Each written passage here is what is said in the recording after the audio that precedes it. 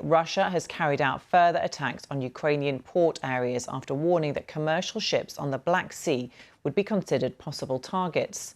Last week, Russia pulled out of a deal which guaranteed the safe passage of grain shipments. President Putin accused Western countries of using the expired agreement to profiteer shamelessly. But during calls with the Russian government officials, Mr. Putin said he was prepared to return to the accord immediately if certain conditions were met. I have to go live now to our correspondent in Ukraine, James Waterhouse, who's following all of the developments for us. Hi, James. Good to see you. Russia has been accused by the US of weaponizing food.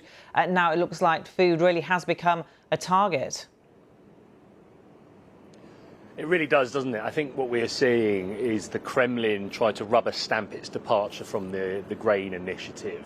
3 days ago, it officially pulled out of this deal, the only diplomatic breakthrough in this conflict, which allowed Ukraine to export grain through the Black Sea. And now, not only has Russia pulled out, but it is now starting to deliberately target port areas around the southern cities of Mykolaiv and Odessa. Now, under the initiative, Moscow had agreed to leave those areas alone. So it's keen to make a statement, but it's also clearly trying to frustrate Ukraine in as many ways possible, because Ukraine is looking at plan Bs over exporting grain over land or through the river Danube, but these are a scratching of the surface in terms of what Ukraine will be able to get out, and they're also far more expensive logistically. Now, one of Russia's long-term gripes has been its inability to export its own agricultural products through the deal.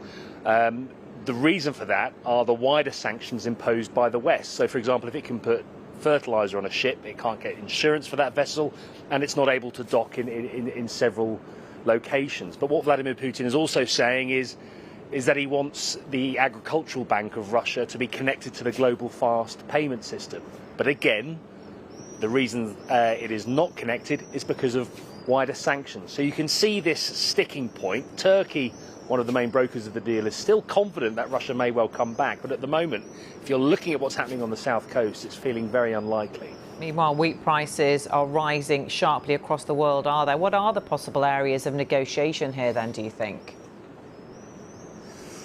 I think it's very difficult. I think early on in this conflict, when Russia did agree to this deal in July last year, I remember we were in Odessa, we watched the first vessel leave. It felt like at the time that Russia saw it as an opportunity to portray itself as the solution with what it still calls a special military operation, by saying, look, you know, we're doing what is necessary and right through what is a full-scale invasion, but we will allow Ukraine to export grain to address the global food crisis. But I think there is a direct connection between the stuttering performance of Vladimir Putin's troops, in that, you know, Russia's objective remains unclear as ever. It is trying to weather a Ukrainian counteroffensive as we speak. So I think this is Russia trying to deploy another tactic within its arsenal. And to be frank, it is able to do so around the south coast because it has long been in control of Crimea, the peninsula it annexed 9 years ago.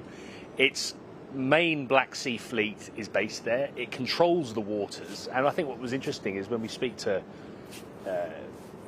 grain shipment companies, they haven't allowed this initiative to run for a couple of months. So I think they're doing it because they can. OK, James in Kyiv, thank you.